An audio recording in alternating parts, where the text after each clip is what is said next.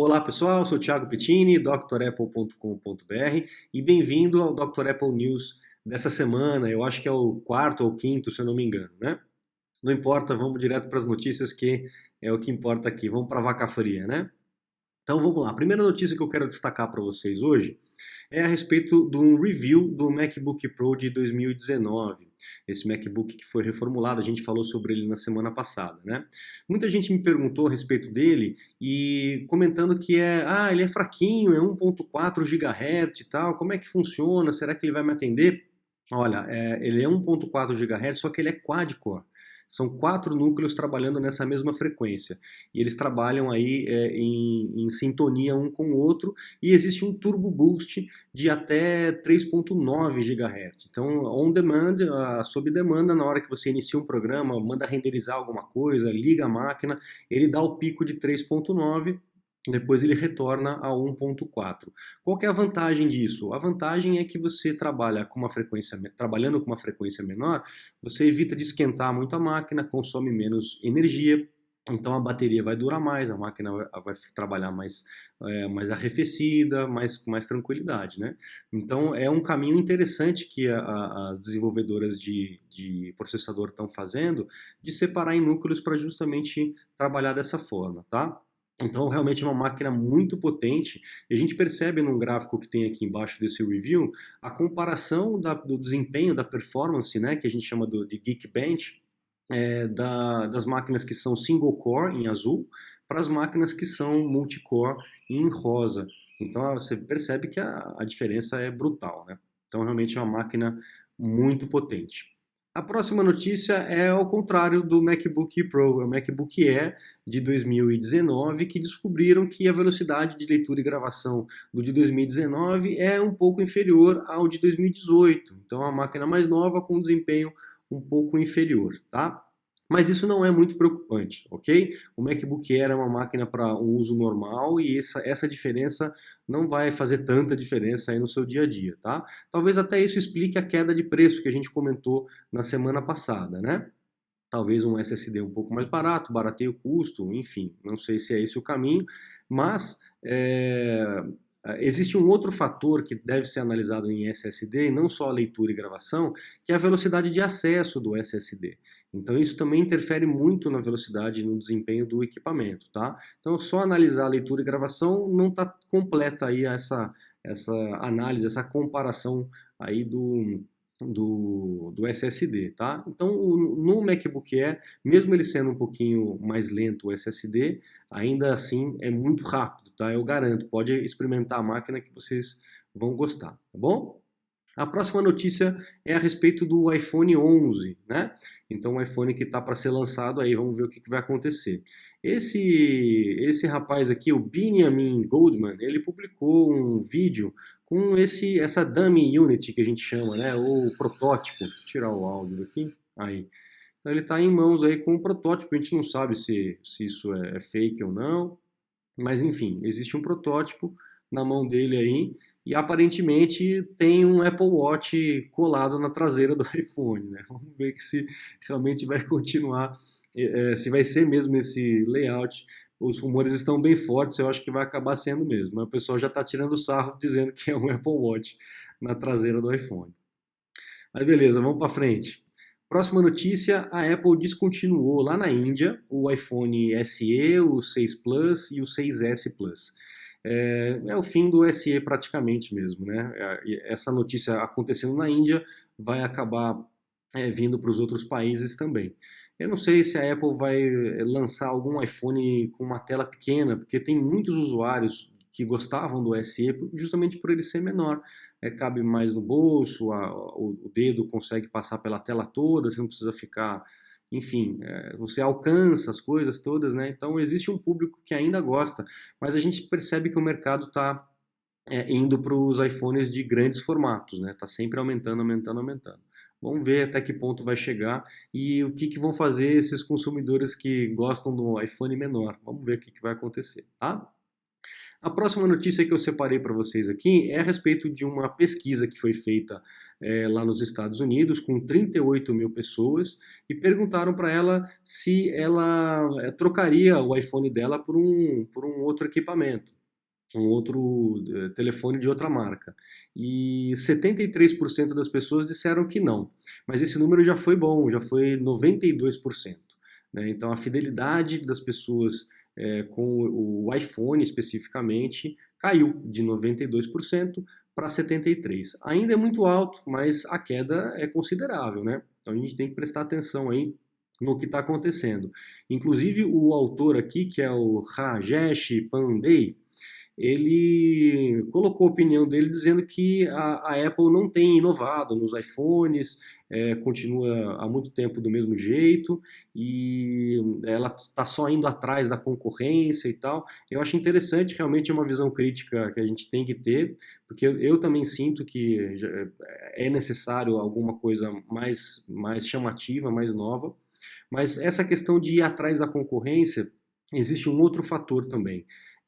A concorrência acaba lançando algumas features de maneira mais rápida do que a Apple, às vezes até descobrindo de patentes que a Apple registrou, eles veem a patente e desenvolvem a deles. Só que eles acabam fazendo isso muito na pressa, não dão o devido cuidado para esse tipo de análise dessas features e acaba não saindo muito bom. A gente tem um exemplo clássico, por exemplo, do Touch ID. Quando a Apple fez a patente do Touch ID, a Samsung saiu correndo, não sei se foi a Samsung ou se foi alguma outra marca, não me lembro de cabeça, mas saiu correndo e em 6 meses lançou um telefone com a impressão digital para desbloquear. O resultado foi que a impressão digital não funcionava direito, dava problema, outras digitais desbloqueavam o iPhone e tal. Então a Apple ela tem um certo cuidado, isso é cultural dela, de fazer um estudo um pouco mais aprofundado, de fazer alguns testes para poder lançar realmente o produto funcionando, né? A intenção dela é sempre fazer isso. É óbvio que existem falhas, mas a gente percebe que existe um cuidado, principalmente na época em que o Steve Jobs estava lá, de excelência mesmo, do produto realmente funcionar direitinho. Então também existe esse outro lado, né? Essa corrida industrial. E aí fica com a impressão de que a Apple está indo atrás, mas se você for ver, não, ela inovou, só que ela levou o tempo necessário para amadurecer essa ideia, essa tecnologia. Enfim, esse é um dos casos, tá? Existem outros casos contrários, com certeza, né? A indústria funciona dessa forma. Mas é um dado interessante dessa pesquisa que precisa ter atenção com relação a isso para não perder mais mercado do que já tem perdido, né? Próxima notícia, o Apple Watch salvou a vida aí do Philip Eshoo. Ele estava andando de jet ski lá, ele acabou caindo e aí a função de emergência que a gente tem aí no Apple Watch conseguiu chamar aí o socorro para ele. O Antônio mandou uma outra notícia de uma outra pessoa que foi também salva por algum equipamento, eu não me lembro exatamente qual, Antônio, é porque eu já tinha essa notícia para não dar notícia igual, mas foram duas pessoas hoje essa semana noticiadas que foram salvas pelo equipamento ou por algum recurso que o equipamento tem. Então é importante que a gente conheça. Aqui no canal, vocês que acompanham todos os vídeos devem ter visto um vídeo que eu fiz a respeito dessa feature de emergência no iPhone. Tá? Tanto um vídeo de emergência quanto um vídeo daquela ficha médica e tudo mais, né? O SOS. Então é importante que a gente conheça as ferramentas para que na hora que haja necessidade a gente saiba utilizar, né? Bom, vamos para frente, próxima notícia. Essa aqui foi bem legal, foi bem nostálgica. Um rapaz aqui chamado Kevin Savets, ou Savets, não sei como é que fala o sobrenome dele, ele escaneou e publicou aí um catálogo de um computador da Next. Né? A Next, eu não sei se vocês conhecem, não sei se todo mundo conhece, a Next foi essa empresa que o Steve Jobs fundou quando ele foi demitido da Apple. Ele fundou uma empresa chamada Next e foi bem à frente assim do tempo, né? Ela desenvolveu equipamentos assim bem inovadores.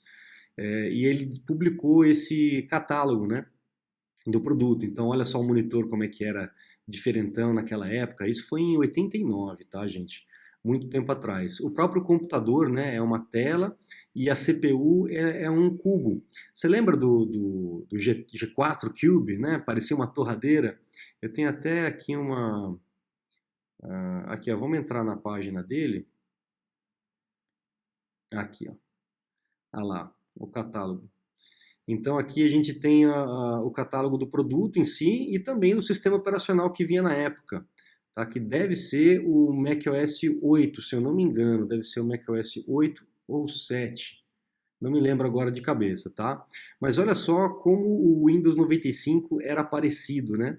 Com esse sistema que foi lançado em 89. Olha só como era muito, muito, muito parecido mesmo. E naquela época isso aqui era uma revolução, né? Em 89 você tem um computador com tudo isso, com os desenhos que fazia, olha só. Isso aqui realmente era algo de cair o queixo. Então, muito legal essa iniciativa do Kevin de publicar isso aí para a gente poder ver.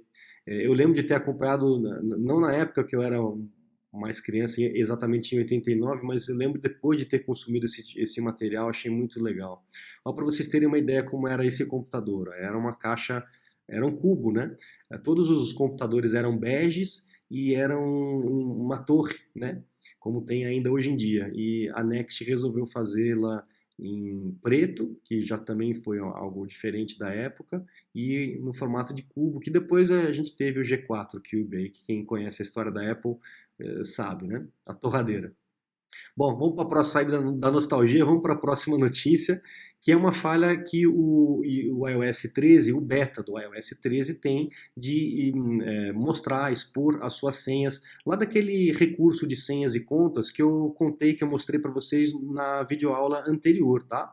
Então, para você pedir a senha para a Siri, quem assistiu aí, é exatamente nesse ponto que tem a falha. Nesse recurso de senhas e contas. Só que isso é no beta do iOS 13, tá? Então continua valendo aquilo que eu falei na semana passada. Se você tem dois equipamentos e tiver curioso a respeito do iOS 13, atualiza, tudo bem. Mas fique atento porque existem muitos erros, muitas falhas ainda, até porque ele é beta, né? Então espera ele lance. Se você só tem um, segura a ansiedade, espera lá em setembro, outubro, quando for realmente lançado, para que você possa atualizar com tranquilidade.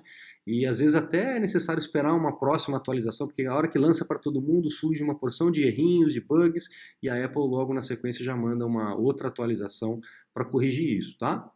Então fique atento com relação a essas novidades. O próximo é uma falha no Bluetooth. Essa notícia foi o Antônio que mandou para mim, né? Obrigado, Antônio, pela tua colaboração.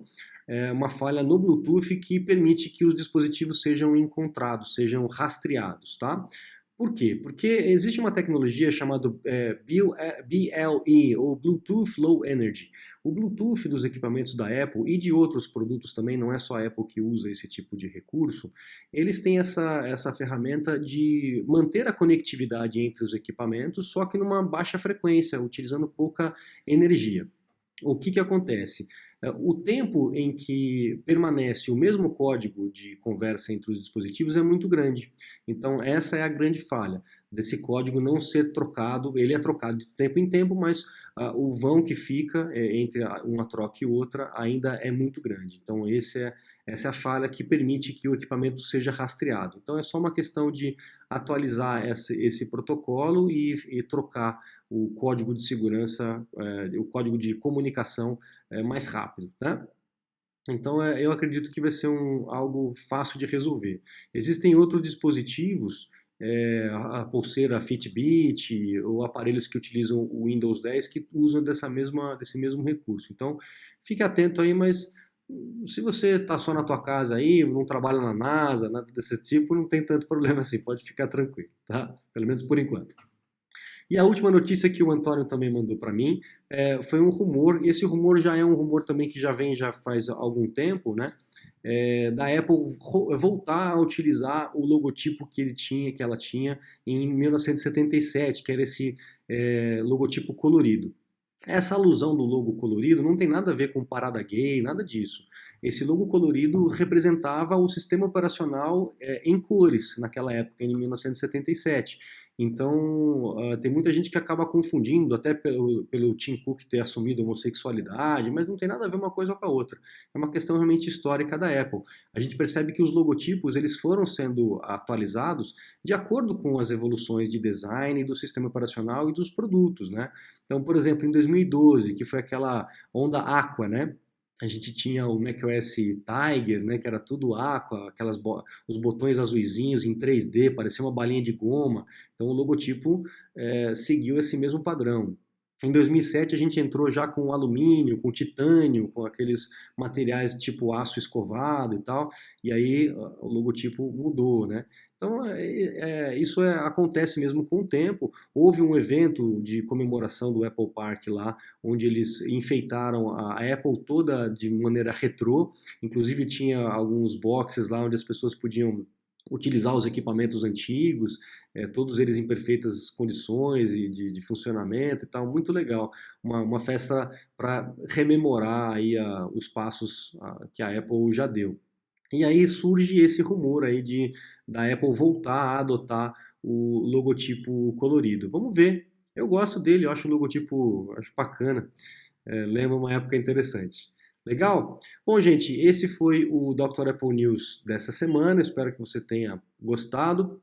A gente se vê com certeza na semana que vem.